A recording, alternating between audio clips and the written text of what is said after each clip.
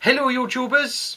Finally I have succumbed to the iPhone world. Oh yes. Well, iPhone 4S, I'll tell you what I think of it in a minute. Basically a little bit of background story as I always do. I had the Galaxy S3, which I traded everything that I had more or less to get, and I loved the phone. I thought it was absolutely brilliant. The only problem with it was that it was too big. I couldn't get it in my jeans pocket. Some of the coats that I had, it was just too big. So I wanted a smaller phone, but with similar specs. I wanted the sort of at least a dual core processor in it. I had a look at the various different Android devices that were about, and there wasn't really anything that was as good as the S3. I mean, there were a few phones, but they didn't really seem to have the same oomph. So then I thought to myself, what about the iPhone? Because I've got the iPod Touch 5th gen and I've got the iPad Mini. Because I'm using iOS all the time, I thought, well, what about getting an iPhone? So I talked to my brother and my sister, and they've got one, and they said, yeah, you should just go for it. You won't be disappointed.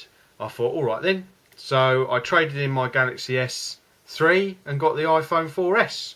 As you can see there, it's 58%. Now I charged this up to 100% on Monday afternoon, and okay, I haven't been heavily using it. I've been on the internet a couple of times. I've put some apps on there. I've also done some phone calls and text messages and used the camera on it, and all I've used is, well, basically it's down at 58%.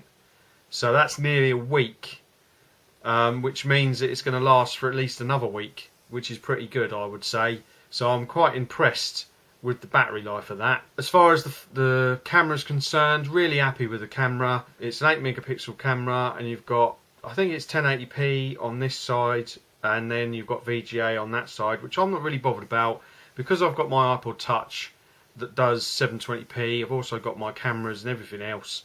I don't really have to have a front-facing camera that is overly spec'd. So, you know, as far as I'm concerned, the quality is pretty good anyway. So if I did want to do any front-facing video, then I could. To be honest, I'd probably do it on my iPod Touch anyway. But so far, I've been really impressed with this. The cut the rope game works really quick on this compared to the other phones that I've had. The size of it is perfect. It fits in my pocket nicely. And, okay, the call quality is pretty good. I have had a few times where it's cut out, but that happened when I first started using it.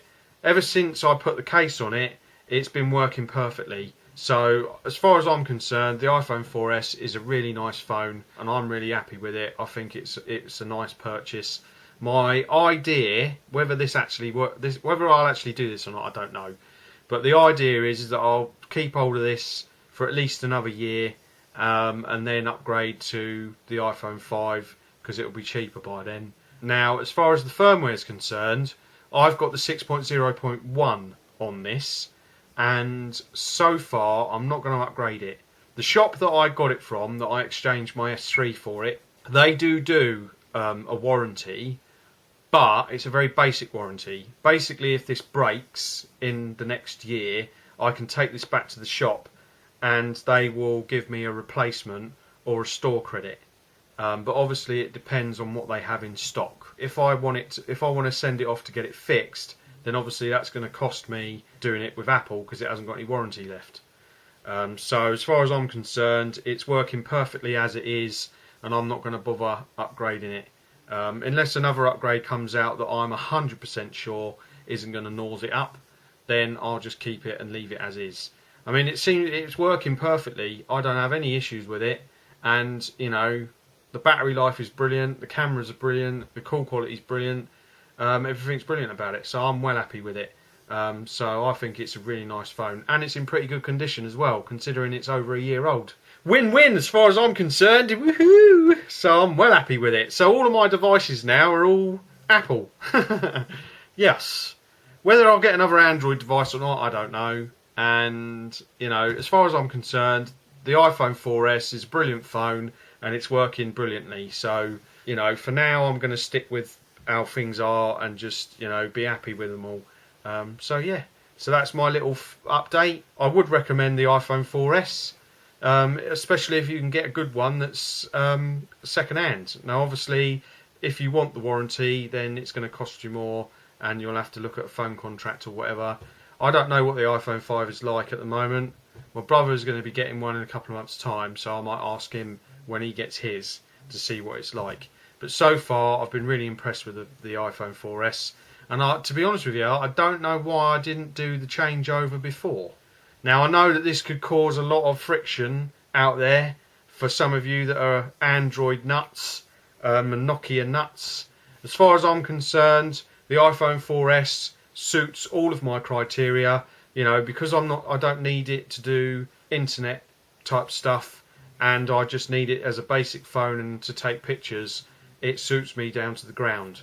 But if I needed internet use, then I probably would have gone for something a little bit bigger. But for now, it works perfectly. And because I've got the iPad Mini and the iPod Touch, I don't really need another internet device. So as far as I'm concerned, you know, it suits me brilliantly. So I'm really happy with it. So yeah, I would recommend it. Obviously, if you're somebody who likes Android, then you're probably going to want to look for something else. But as a second-hand phone, it is just really brilliant, and I really do like it. Okay, that's enough from me. Hope you're having a good day, and I'll do some more later on. Bye bye for now.